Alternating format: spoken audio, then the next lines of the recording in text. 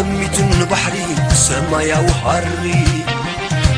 وليح للسمين لو بيحن ورك مبرقي أول ندابو صيرا على الليوري النري أيو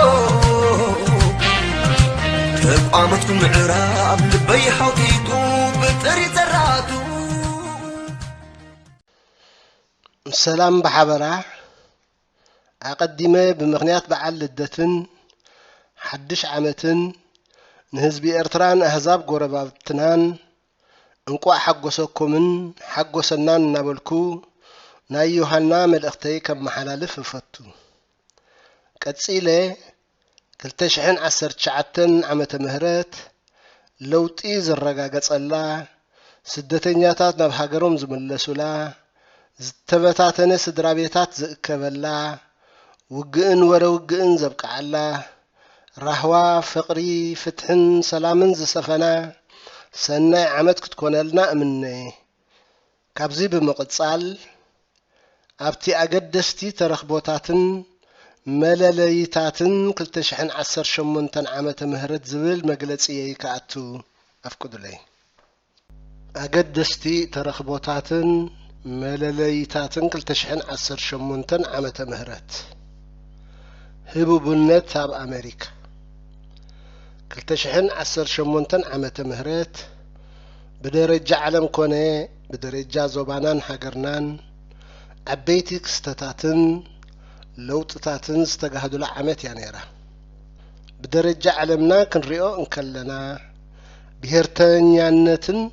ناشناليزم مالتيو هبوبنتن بوبوليزم مالتيو سماي زعرقوا لعمت يعني كبهالي كان بريسيدنت ترامب أمريكا تقدم بزبل مرحو سلطان دحر مجباتو أمريكا زيت ربحلو زمدنا قدل يؤتونا بلي مس روسيان چينان أب قطباون بوليتيكاون وددراتن وطرتاتن كأتو ترأيو ازيت رح زيكونه كاب كلو بزح زأنفتو وي مالتي لاترال تكالاتن وعلاتن وين ربح أمريكا تقدمه وي زهبوز نبركو أقلقلوتن حقزاتن أي كهبني النابلي كوقبع بعن أبالنتو كسحبن ترأيه بتوسخي نحبرات حقرات زهبوز نبرا حقز دو بيلو كاب عالماوي كبابياوي وعلن Global Environment Agreement كاب ناي نقدي وعلاتن نقابلنت نافتا كسحب ترأيه نبزح أنفت نربح أمريكا بزوعل انكو أنفت إيو كتكو زفتن زلو أبرئس زي كابتي أمريكا هجرات أوروبان إيرانن أتيوموز نبورو نوكليارا وعلات ون مسحبو زفلتيو زي طرح زي كونس نتن تاريخاويان محازوت أمريكا زخونا هجرات معراب أوروبا أون نفسن بعلن ككلاخلا ويدما مسؤوز متاتن ربحان أمريكا خباب زبل مقنيات كاب سممع ودب سمين أتلانتيك ويناتو كسحب مخانو كهد الترأي كم أول مس كندا زنبرة نقداو وعل كفرس بأشبارنت أمخنيو أسلامنا بأمريكا كأتو كخلكلن أمريكا بسدتنياتات تقوبيئة زيغاتاتا سراح سئينهم بزبل مسمس فقط زي بلهم سدتنياتات نبهاقرهم كل ملسوم إنا نابلك فكر أمونغو أمريكان مكسيكون مندق كهنات اللو نابله كهددن كوكو بعوين صنيحون اللو بخالق شناخ بزحات سبب سلطان أمريكا ببريسيدنت ترامب كباررو ويبقزع دليتهم كسنابوتو ترأيهم بريسيدنت ترامب سراويت أمريكا كاب سوريا خسحبو أزيزو له جيم ماتس منستر مكلخال أمريكا نزو الثاني زي بمتصرار كام مزنتو كسنابت موسانوون زذكريو أب قداي مقتلتي سعودا وغازيتنيا جمال كاشوكجي أون ربح أمريكا لعلي كبرتاتن مسلاتن ودسب جيرو زغلصو أقوام كوسديو ترأيو ከም ውጽኢት ናይዚ ፖሊሲታት እዚ ኣብ ኣሜሪካ ኣብ ዝተኻየደ ምርጫ ዲሞክራሲያዊ ፓርቲ ንቤት ምኽሪ ተወከልቲ ወይ ከዓ ሃውስ ኦፍ ሪፕሬዘንታቲቭስ ካብ ኢድ ሪፐብሊካዊ ፓርቲ ክምንዝዕ ክኢሉ ኣሎ ሰነት ግን ገና ብሪፐብሊካውያን እዩ ተዓብሊሉ ዘሎ ካልእ ኣብ ኣሜሪካ ዝረኣየ ዓቢ ለውጢ እቲ ጸረ ኣሸበርቲ ዝብል ዝነበረ ፖሊሲ ብጸረ ረብሓታት ቺናን ሩስያን ዝብል ናይ ንግድን ውድድርን ፖሊሲ ምትኩ እዩ ስለዚያ ድማ ኣሜሪካ ሰራዊታ ካብ ኣፍጋኒስታን ሱርያ ኢራቅ ንኸተውፅእ ወይ ከተጉድል ትረአ ዘላ ኣብ ሶማል ድማ ናይ አልሸባብ ሓደጋ እናነከየ ሶማል ድማ ናብ ንቡር ገጻ ከተምርሕ ስለ ዝጀመረት ኣሜሪካ ንጽልዋ ቻይና ኣብ ኣፍሪቃ ንምዕጋት እያ ቀዳምነት ሂባ ትሰርሓሉ ዘላ ስለዚያ ድማ እቲ ንኢህወደግ ብመሪሕነት ህወሓት ህቦ ዝነበረ ድጋፍ ኣብ 2018 ናብቲ ብምሕዝነት ኦሮሞ ዲሞክራሲያዊ ፓርቲን ኦዴፓ ኣምሓራ ዲሞክራሲያዊ ፓርቲን ኣዴፓ ዝምራሕ ዘሎ ኢህወደግ ገጻ ከተቕንዖ ዝተራእየት ኣሜሪካ ኣብዚ ኣብ ኢትዮጵያ ዝካየድ ዘሎ ለውጥን ኣብ መንጎ ኤርትራን ኢትዮጵያን ዝተበጽሐ ስምምዕን ዓቢ ተራ ከም ዝነበራ በመግለጺ አምባሳደር አሜሪካ በኢትዮጵያ አቶ ማይክ ራይነርን አምባሳደር ዶናልድ ያማማቶ አብ ኢትዮጵያ ኬንያ ኤርትራን ጅቡቲን ዝገበሩ ዑደታትን ተረጋግጺ ህቡብነት አብ ኤውሮፓ አብ እንግሊዝ ተጋህደ ህቡባው መንቀሳቀሱን ፈለግ ናይቲ ትራምፕ ዝተኸተሎ ፖሊሲ ብምስዓብ ሃገርና ካብ ብሩሰልስ ኣይትመሓደርን እያ እንግሊዝ በእንግሊዛውያን ክትመሓደር ኣለዋ ወጻእተኛታትን ስደተኛታትን ከይሰርሑ ንጸጋታትና ይጫረቱና ኣለዉ ብዝብል የማናዊ ህቡባዊ ጎስጓስ ብ2016 ስልጣን ካብ ቀዳማይ ሚኒስተር ዳቪድ ካሜሩን ዝተረከበት ቀዳመይቲ ሚኒስተር ተሬዛ ሜይ ንዓዲ እንግሊዝ ካብ ሕብረት ኤውሮጳ ንምውጻእ ኣብ ጽዑቕ ናይ ፍትሕ መስርሕ ተጸሚዳ ትርከብ ኣብ ምብራቕ ኤውሮጳ አንጻር ስደተኛታት ዘቕንዐ ናይ የማን ህቡብነት ዝምባልየ እዩ ኣብ 2018 ጎሊሁ ዝተራእየ ሃገራት ምብራቕ ኤውሮጳ ዶባተን ስደተኛታት ከይሰግርዎ ክሳብ ሓጹር ምግባር በጺሐን እየን ሃንጋርን ፖላንድን ድማ ከም ኣብነት ናይዚ የማናዊ ህቡብ ዝምባልየ ክግለጻ ይኽእላ ኣብ ደቡብ ኤውሮጳ ግን ፋይናንስያዊ ቅልውላዋት ዝፈጠሮ ናይ ጸጋም ህቡብ ዝምባልየ ተጋሂዱ ኣብ ኢጣልያ ላሊጋ ዝተባህለ ህቡብ ፓርቲ ብልፍንቲ ክመርሕ ከሎ ኣብ ሆላንድን ስፓኛን ውን ናይ ጸጋም ህቡባት ፓርቲታት ዓበይቲ ዓወታት ኣመዝጊቦም እዮም ኣብ ፈረንሳ ሰብ ብጫ ሰደርያ ብዝብል ስያሜ ዝተፈልጡ ኣብ እንግዳዓ ፕሬሲደንት ማክሮን ተሓንጊሮም ዝመጹ ህቡባውያን እዮም ኣብ ዝሓለፈ ቁሩብ መዓልታት ደሞዝ ይወሰኸና ዝብል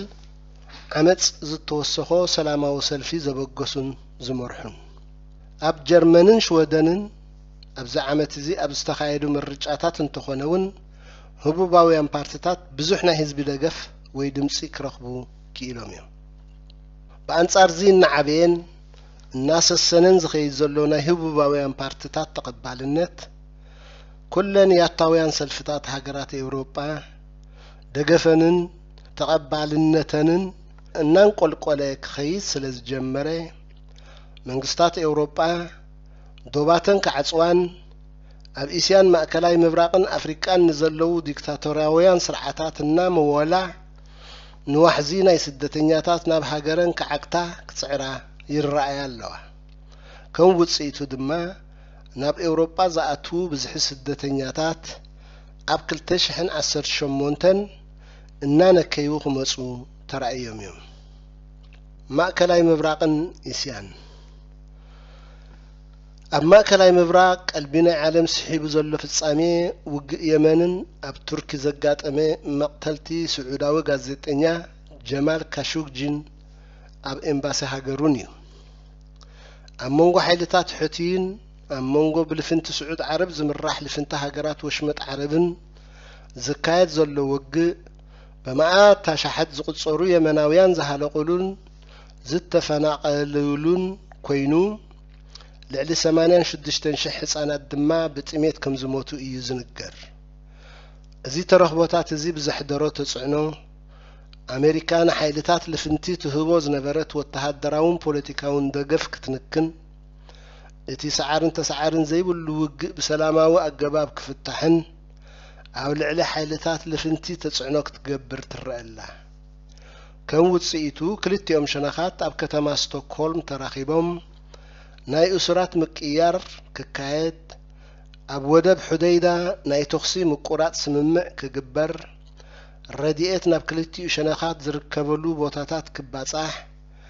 ወደብ ሑደይዳ ድማ ኣብ ትሕቲ ምምሕዳር ሕቡራት ሃገራት ክትከውን ኣብ ስምምዕ ተበጺሐሎ ኣብ መንጎ ኣሜሪካን እስራኤልን ብሓደ ሸነኽ ሱርያ ኢራንን ሩስያን ቱርክን ድማ ብኻልእ ሸነኽ ዘሎ ወጥሪ ኣብ 2018 እናበረኸ ክመጽእ እዩ ተራእዩ ኣሜሪካ ብዛ ዓመት እዚ ካብቲ ምስ ኢራን ኣትያቶ ዝነበረት ኑክልያራዊ ውዕል ምስሓባ ብመሓዙታ ዝኾና ሃገራት ኤውሮጳ ተቐባልነት ኣይረኸበን እስራኤል ኣብ ልዕሊ ዕላማታት ናይ ብኣሸበርቲ እትፈልጦም መንግስታት ሱርያን ኢራንን ሓሊፋ መጥቃዕትታት ከተካይድ ተረእየ መንግስቲ ኣሜሪካ ንየሩሳሌም ከም ርእሰ ከተማ እስራኤል ብምፍላጥ ኤምባሲኡ ኣብ የሩሳሌም ከግዕዝ ምፍታኑ ናይ ፍልስጤማውያን ሓያል ቁጥዕን ተቃውሞን ኣስዒብ እዩ ኣብ መንጎ መራሕቲ መንግስቲ ኣሜሪካን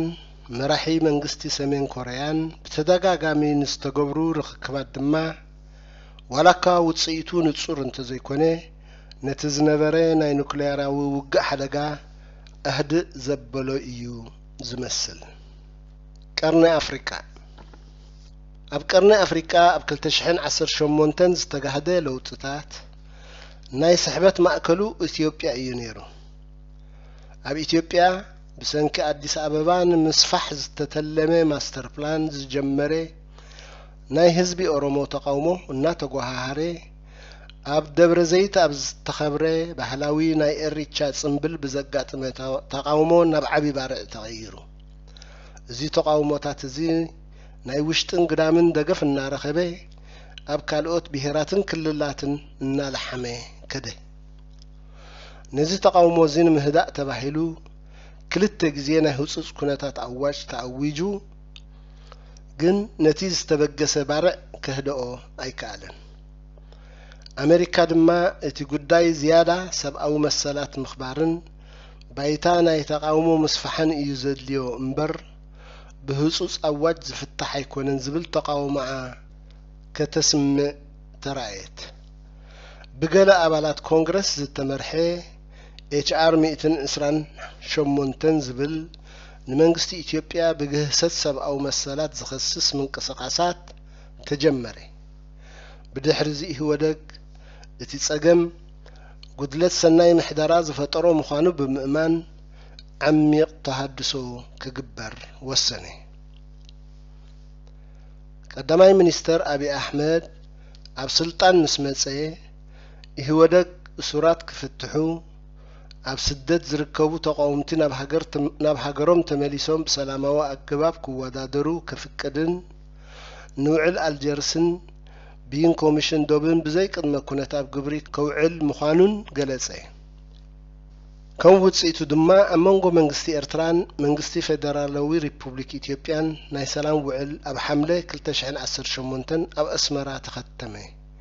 ኣብ መስከረም 2018 ድማ ኣብ ስዑድ ዓረብ መራሕቲ ክልቲኡ ሃገራት ብወግዒ ተፈራረሙ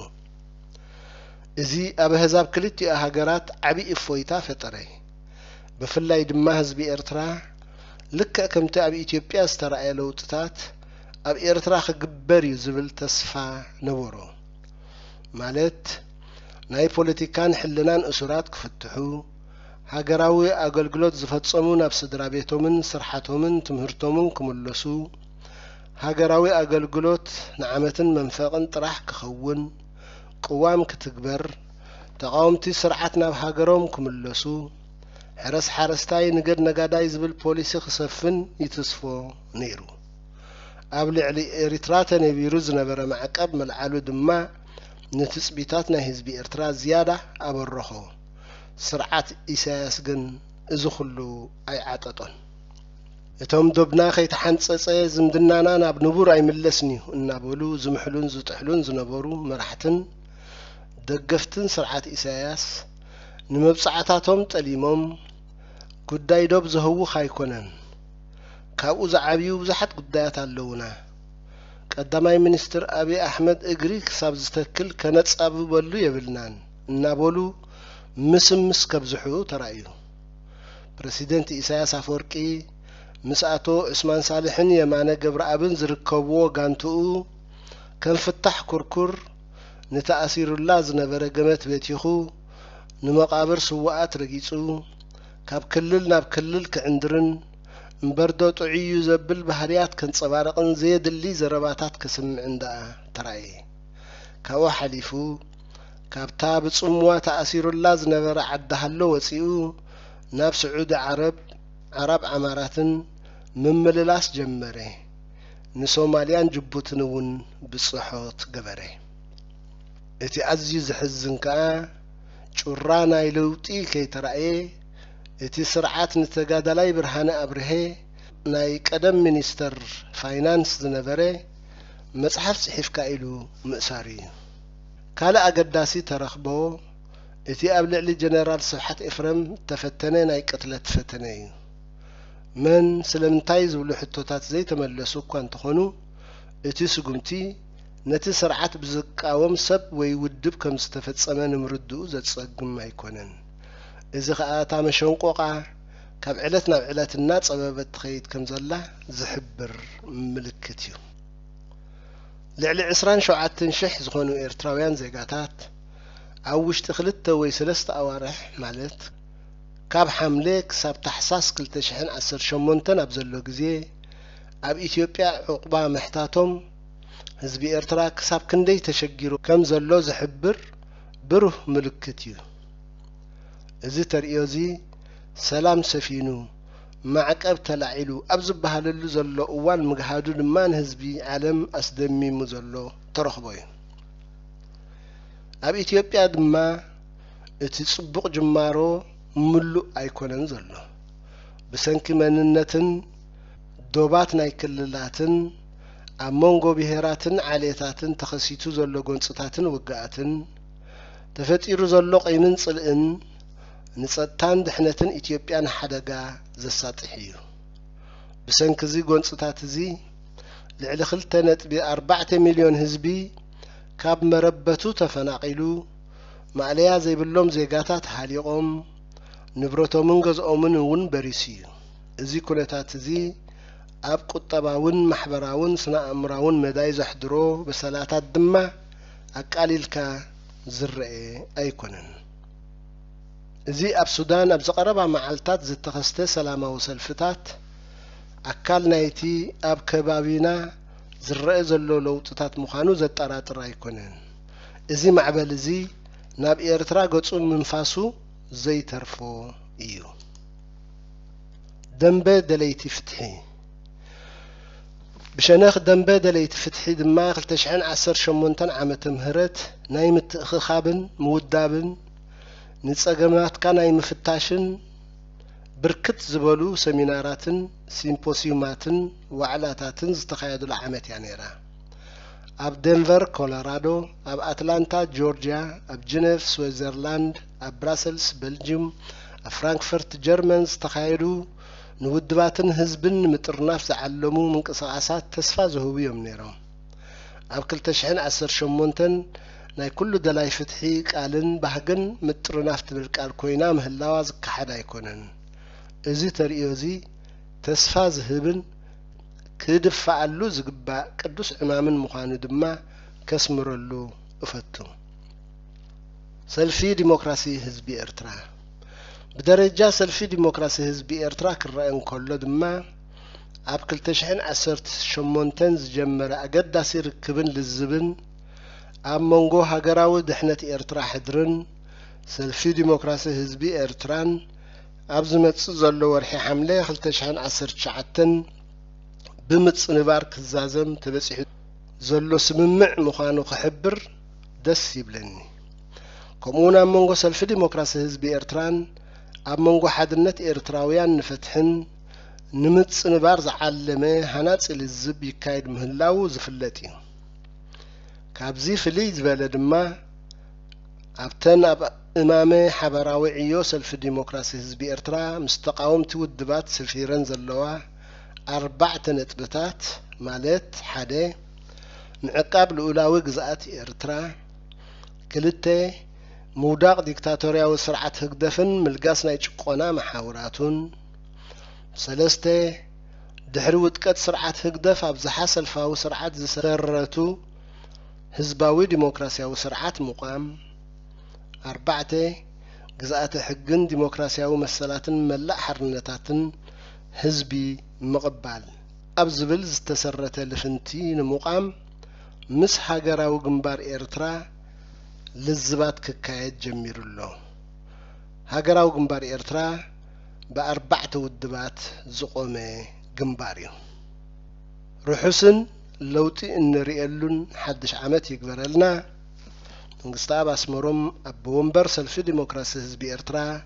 30 حدن تحساس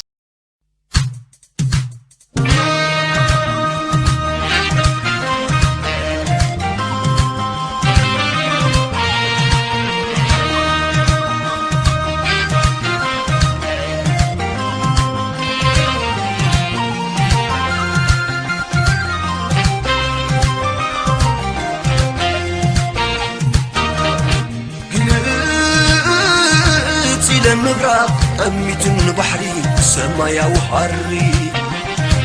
قولي حيل السمين لو بيحن ورك مبرق راقي أول ندابو صيرة على ليوري النري أيو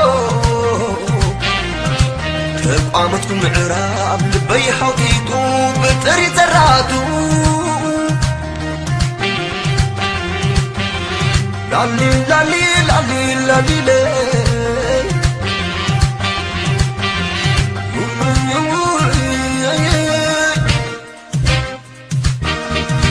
من قد عدنا سدني وحكم كربا يركعريني شافوات صحاني لبيت تريسو عبتسفنا بحلمين سنعبنه وقحتا زي كالكلام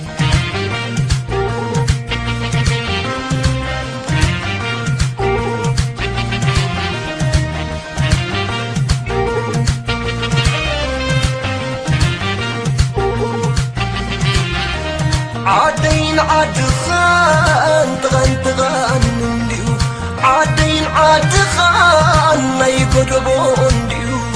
كول قازي بلو ستح كوينو نبعت تحمبر بقشلو وما نخيدنا بو هاي نخيدنا بو ولا بقاقو ويونا ما سيئو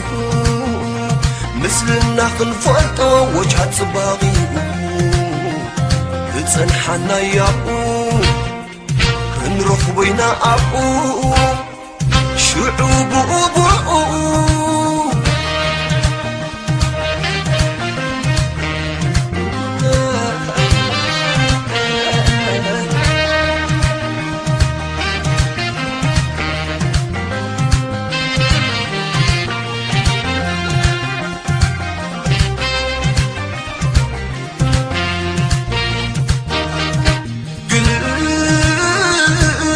المبرق أميتن بحري سمايا وحري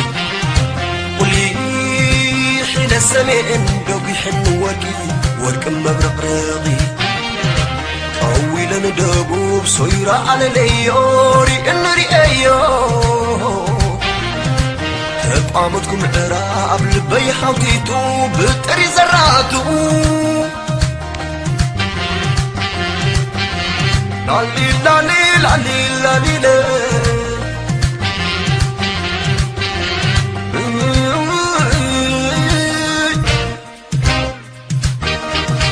من قد عدنا سدني قوتك بسعكا ولا قول سنتيحكا بحر تصنبرني كم ما ينعين لبوس من هيو كل ريو بريو بركوات نعيو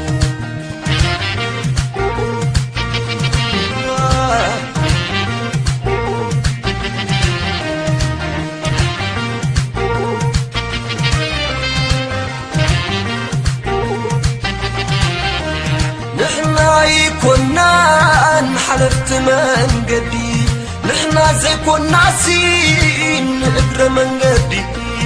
نحنا نبر بعلنا من قدي نحنا نايس عادي نحنا نسعادي وما بدد نبقى نخد بقي حدو انت بحاقايو انت بخرمتو صقانا صفحاتو تسفنا عمقتو كن صفر خبدتو كن فلت خمرتو أنا طعمتاتو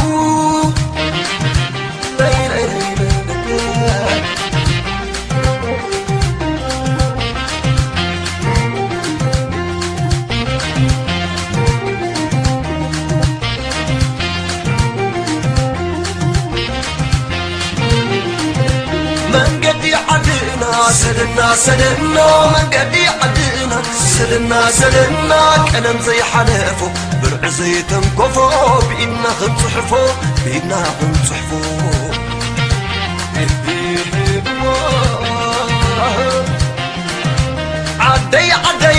عدي بملتا نعرعر زبلت ولا لا ولا لا ولا لا ولا لا عدي مدر بحرا نعرعر زبلت ولا لا ولا لا نعرعر زبلت ولا لا ولا لا نعرعر زبلت ولا لا ولا لا ولا لا ولا لا نعرعر زبلت ولا لا ولا لا هقرأي ولا لا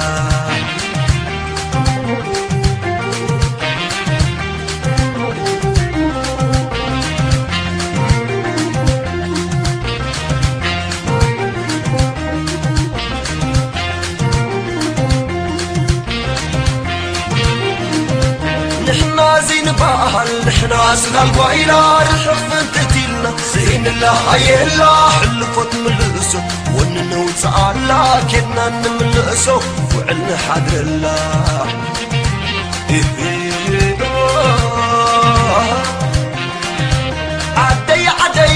عدي بملتا نعرعر زبلت ولا لا ولا لا ولا لا ولا لا عدي مدري نعرعر زبلت ولا لا ولا لا نعرعر زبلت ولا لا ولا لا نعرعر زبلت ولا لا ولا لا ولا لا ولا لا نعرعر زبلت ولا لا ولا لا هقرأي ولا لا